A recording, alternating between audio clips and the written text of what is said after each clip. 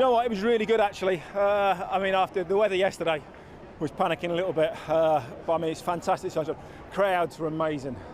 Yet again, I mean, I know we've all had issues the last 18 months, and it was like, you know, please only bring one spectator. But the crowds are sensational. You know, the last stretch is brilliant.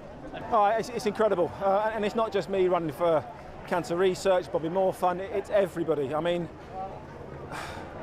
all these other charities, you know, cancer's not been furloughed, cancer's not been on holiday. All we've heard about is COVID the last 18 months. To see this many people that have trained through that, through a pandemic, have got out there and have raised, goodness knows what they've raised today, but she's done an amazing amount of money. Yeah, it is. You know, and people sort of, you know, from every different charity cheering you on. The first mass event, really, you know, sort of running event that's been on. Obviously, I know there've been smaller ones, but the first huge marathon to happen since the world was shut down. I mean, just look at it. I mean, you look around and you just think, it's just amazing. Yeah, so it's 45 seconds off a PB. Come on. So, bittersweet, but yeah, got there. You just grind it out. Just got to keep grinding them out.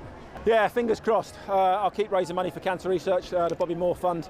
Hopefully, the US lets us in, and obviously, 5 weeks' time, be doing New York. This is number 5. Right.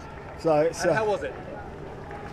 Well, they don't get any easier as you get older. But then again, I did my first one year after I stopped running, so 2005, and I was quicker then than 2005. So I'm either better at running or I haven't got any less unfit, depending which way you look at it.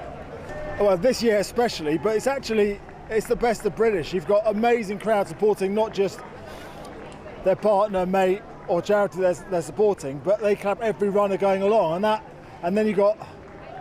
And let's face it, it's probably one of the only times in the last year and a half everyone's going in the same direction. You haven't got people with differing opinions, everyone's heading in the same way, and I think it's really important for the country as a whole to say, right, let's crack on, get back, and if you look after yourself, you can get with anything.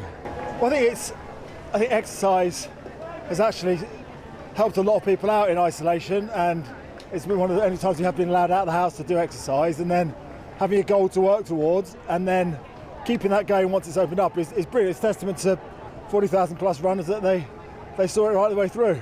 I think after a 2.5 year gap, but we're back on the streets of London, and I think it's been an absolutely fantastic occasion, and the crowds have been brilliant. Well, I suppose the answer is simply keeping up the streak. I've been working on this streak since I was 22, and I'm 62 now, so I give it up very reluctantly. In some ways, yeah, the build-up gets a bit more tense because every year the streak gets a little bit longer. But once the race begins, I relax, and running is the antidote for stress. So once the race begins, I'm fine. Well, we started the morning with 10 ever-presents, but only 7 of them towed the line. So I'm the first one to finish as the youngest, but there are still 6 out there who are hopefully going to get round today and maintain their status. But I do take each year as it comes. I don't look too far ahead. I just try and get to the next one and then the next one after that. Well, we all recognise that the virtual London Marathon last year, on an atrocious day in terrible conditions, was the best we could do under the circumstances, and it was great. It was a brilliant operation and a well-conceived project, but this is the London Marathon. The London Marathon belongs on the streets of London, and it's so great to be back here again. Start planning early. 2022 is a year away. It's a long project if you want to run one comfortably.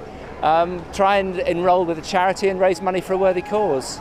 I mentor the Phyllis Tuckwell Hospice in Farnham, and so I support those runners who are collectively out there now pounding the streets raising money for a fantastic cause. Well done on both counts, and we look forward to number 42. I do as well. Thank you very much. Thank you, Chris. Cheers.